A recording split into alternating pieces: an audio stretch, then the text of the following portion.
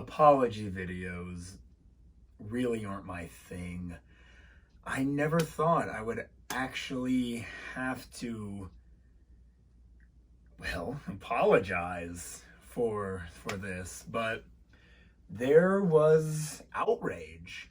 People were very upset about this. The news reported on this mistake I made, and you know what? That was the last straw. I have to apologize, guys. I reviewed the axolotl twice. I'm so sorry. Yeah, in 2 different Weird and Wild Creatures videos, I have talked about the axolotl, which is why I've officially started cataloging the creatures I've done and the ones that I have not done. So hopefully that'll never happen again. Sorry that happened, but we can all move on from it now and the world can start to heal. Now, let's get on to how many creatures? 1, 2, 3, 4, 5, 6, 7, 8. So, 1, 2, 3, 4, 5, 6, 7 new and unique creatures. Breaking news! A new episode of Let's Be Frank starting now! Hello all! Episode 11 of Weird and Wild Creatures is here. Last time we talked about some very non-threatening, kind, for the most part at least, creatures. But today, we are back to brutal, and I've got some great picks for y'all today, so let's just jump right into those right now. Today's monster of the past is the Tarbosaurus. Now this guy, he's very, very similar to the Tyrannosaurus. So much so that a lot of scientists kind of want to rename this guy the Tyrannosaurus Batar, because this guy's full name is the Tarbosaurus Batar. They're very, very, very, very similar. Tarbosaurus is a bit taller. This guy is 43 feet long, 18 feet tall, and weighs 6.5 tons. Very big dinosaur. Again, not unlike the T-Rex. Besides all of the colors they decided to give him, he does look just like the T-Rex too. The Tarbosaurus has a very thick skull. It used its 4-foot-long head to ram itself into other dinosaurs to take them out. Kind of not too far off from a battering ram. This guy's brain was also microscopically small, like most lizard brains are, having a volume of only about 6 ounces, which isn't even a full cup of coffee. Tarbosaurus's lower jaw was actually attached a lot more loosely than other meat-eating dinosaurs, so it could probably unhinge its jaw, not like a snake, but like open its jaw a bit wider than the average dinosaur. So it sounds like this, like I said, this guy's really similar to the T-Rex, but he's got just those couple little upgrades here and there that make him just ever so slightly better. But there ain't much more to say about the Tarbosaurus, so let's now instead move on to the nightmares of nature. And today, for the nightmare of nature, we've got a blood-sucking demon, the sea lamprey. They're not too big. They can get up to 3 feet long and weigh about 5.5 pounds. Now that I think about it, 3 feet's kind of big. I mean, that's like, what is this? Cause like, you got like a foot, 3 feet. Okay, actually, 3 feet might be pretty big. To have the thing latch on to you would suck. Especially because it kills almost anything it starts sucking the blood out of. It likes to latch on to like some pretty big sized fish and really drain them. And if anything does survive, it's not gonna have an easy time getting all that blood back.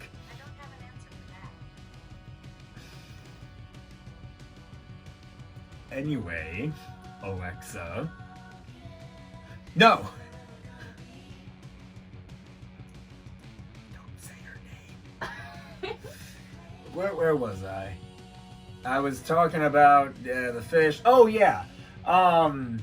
And whatever fish that survives the lamprey's blood sucking will have a giant circular scar left on their body, obviously, but kind of a pretty cool scar if I'm gonna be honest. Surprisingly enough, these guys can also be pretty dexterous. They can use their suction cup mouth to like climb over a barrier that would be stopping them from moving on to another location, which is what barriers normally do, to be fair. Well, that's pretty cool, right? Probably. So these guys live for up to about 9 years, and apparently 7 of those years are spent as like a larva, and they spend most of their time underneath the seabed eating microorganisms and small little creatures that live under the sand of the ocean, which, man, to be a little guy for 7 years only to turn into this massive beast, I say massive, 3 feet long beast for the last 2 years of your life is such a sudden change. I mean, talk about puberty, am I right?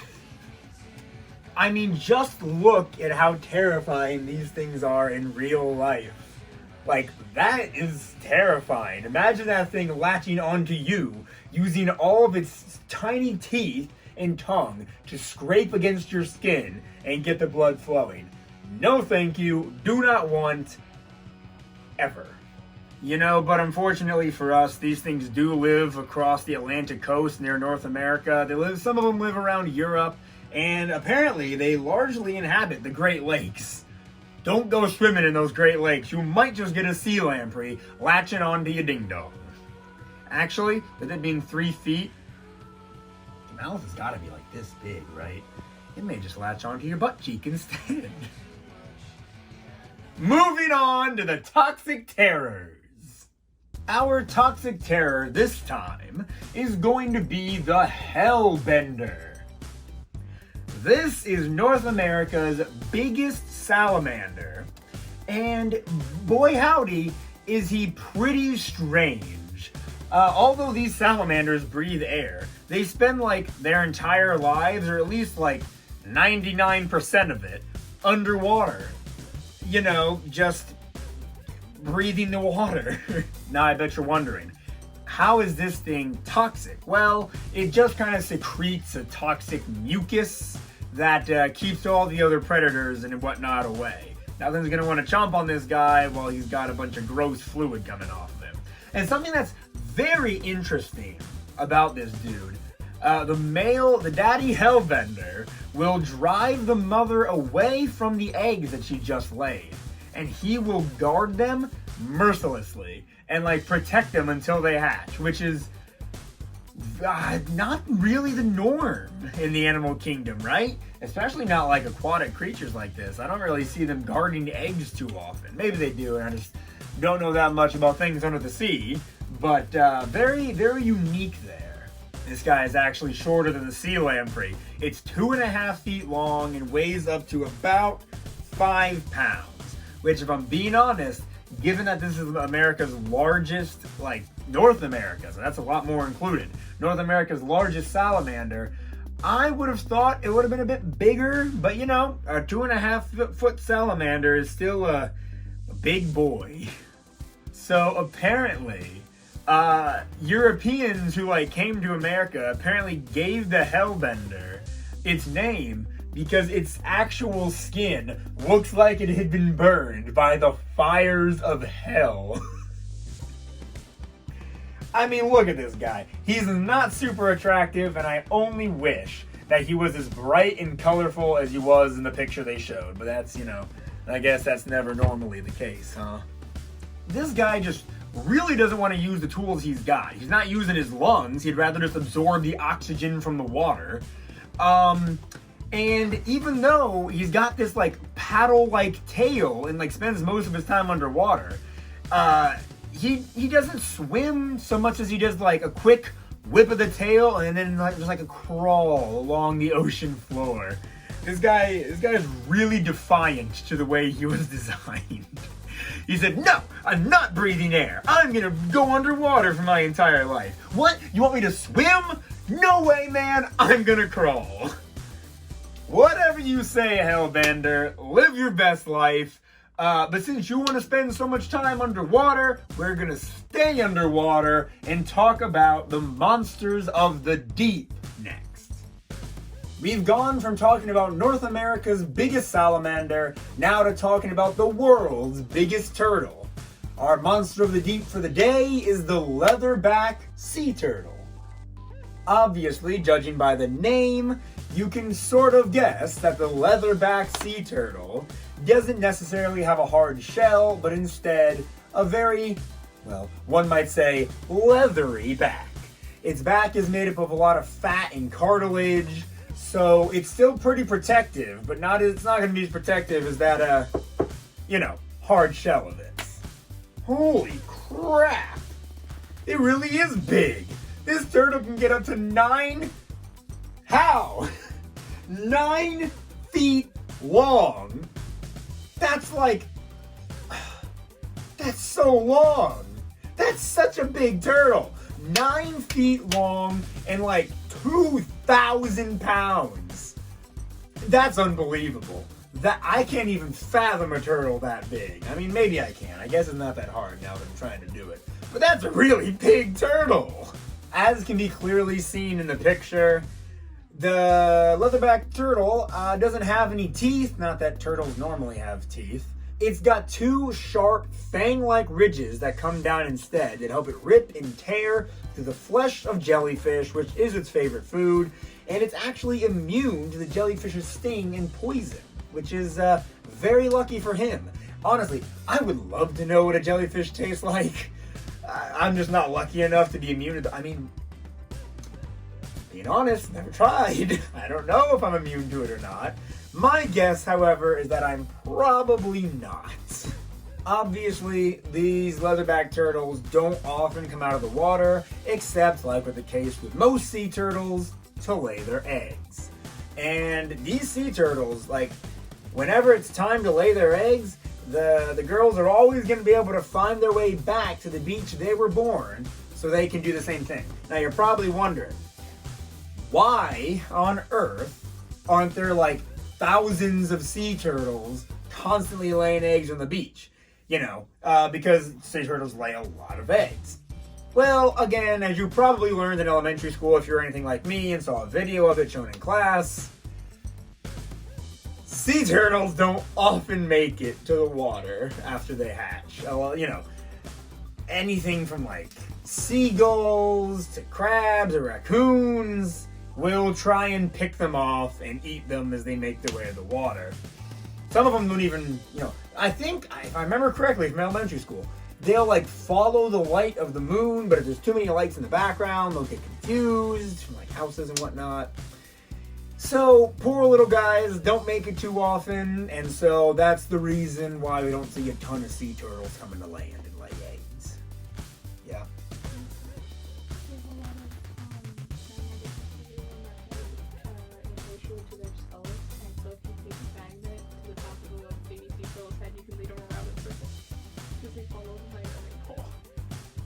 Y'all hear that? We can control sea turtles with magnets. That's kind of morbid.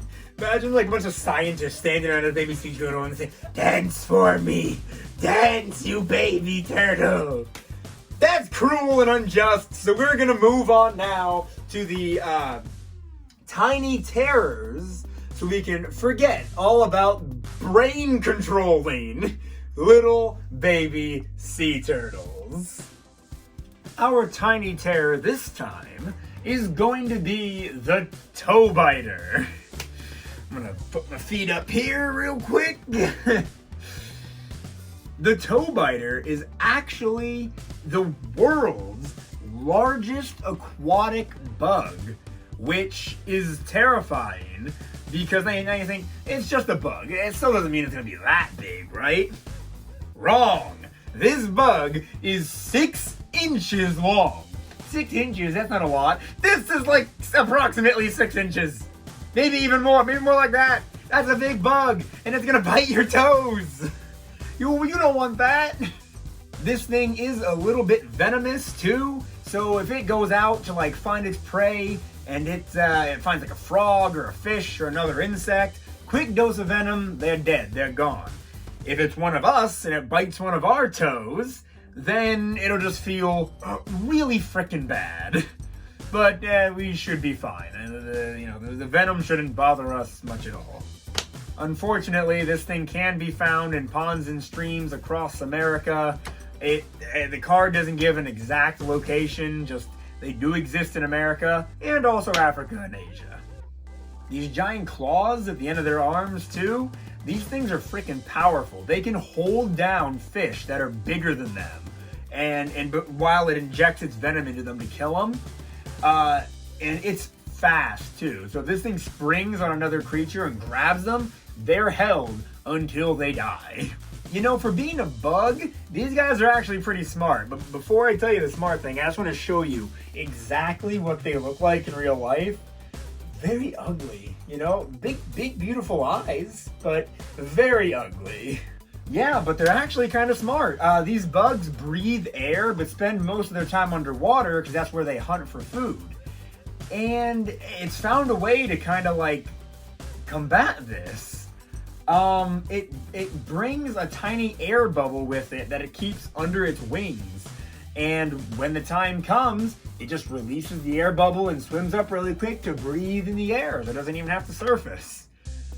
Very smart. You know, you gotta wonder how it learned how to do that. Was it watching a scuba diver? How intelligent are these bugs? A huge coincidence, but the male toe biter also is the one who takes care of the eggs.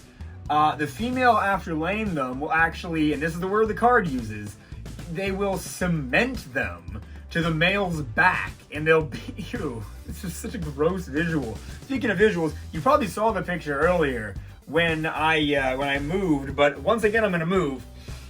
This is what it looks like when they're cemented to its back. How gross. I hope I'm still not in the way. How freaking gross. It reminds me of those porous frogs that have the holes all over them, which is a card in the Strange Wonders. So I will be talking about them one day, but I'm gonna wait as long as possible because those are disgusting. So we're gonna move on from the tiny terrors and now move on to the Strange Wonders. For our Strange Wonder, we truly do have something pretty strange. The paradoxical frog. The reason these guys are so strange, I should use a different word there, come on, expand the grammar, Frank, is because they actually are bigger as tadpoles than they are as fully grown frogs. They're a 10-inch long tadpole, which is, what, this? Crazy stuff. And they're only a 3-inch big frog. I don't get it. Their diet also changes very, very drastically as they mature. Like a sudden change. They'll be eating plants and algae throughout their entire, kid life. Why can I not think of good words today? But once they mature and turn into fully grown frogs, they switch over to the classic frog diet of insects and whatnot. Once a fully grown frog, it has apparently been described that their croaks sound like the loud grunts of a pig. Very, very loud boy we have here, even though he's only about this big. Aw, I love little frogs. If, unfortunately, the paradoxical frog's home, this watery home, dries up, it will bury itself under the sand, under the sea floor, if you will. The pond floor, I should say. And it'll remain under there until the rains come and kind of fill it back up, or at least give enough water for it to be able to get somewhere better.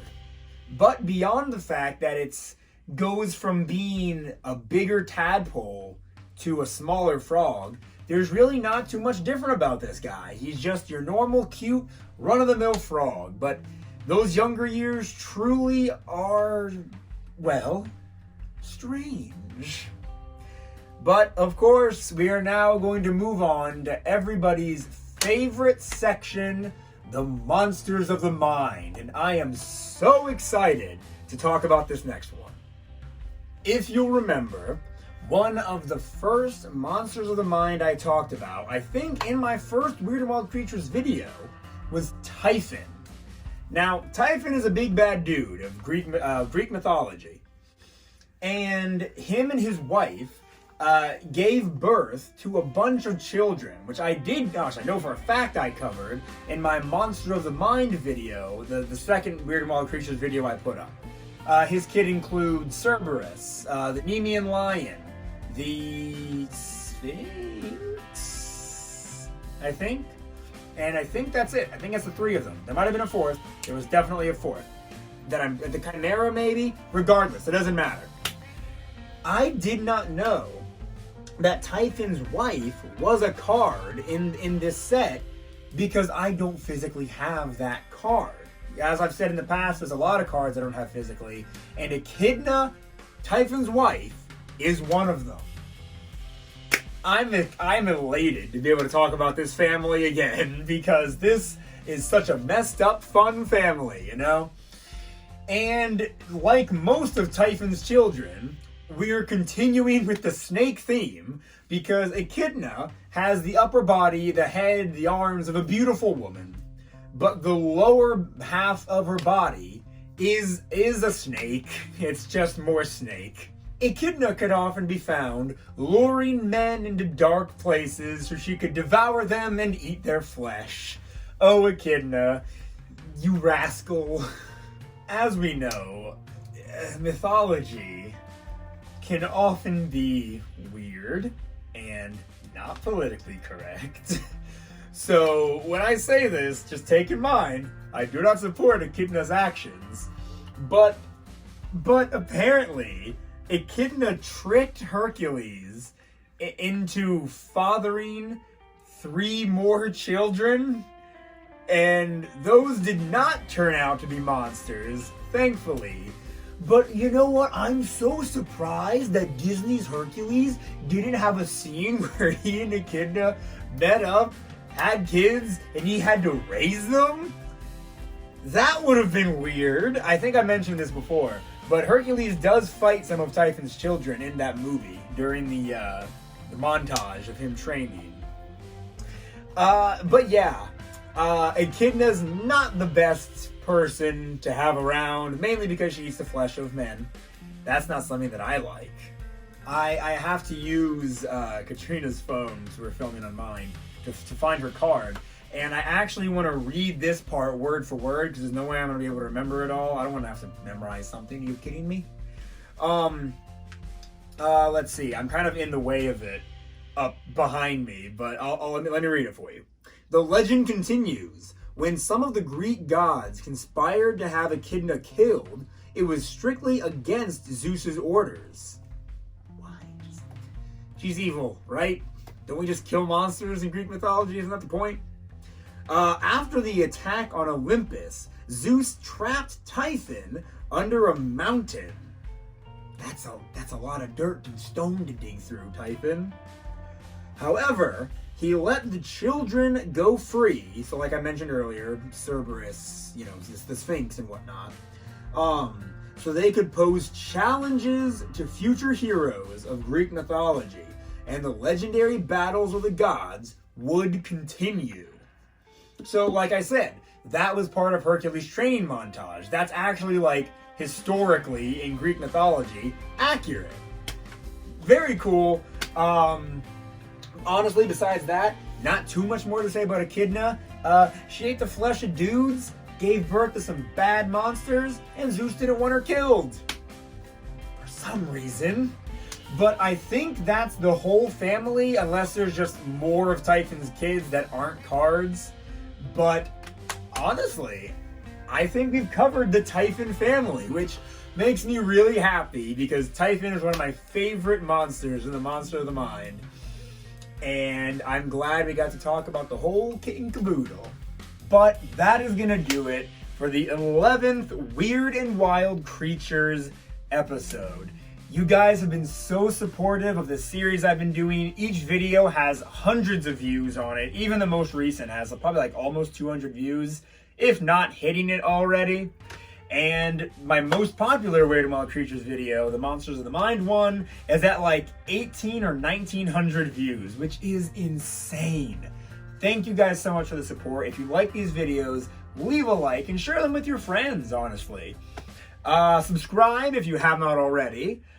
Follow my Instagram and Facebook, Let's Be Frank 2020, and follow my TikTok at Let's Be Frank TikTok. And with all that being said, thanks for watching. Until next time!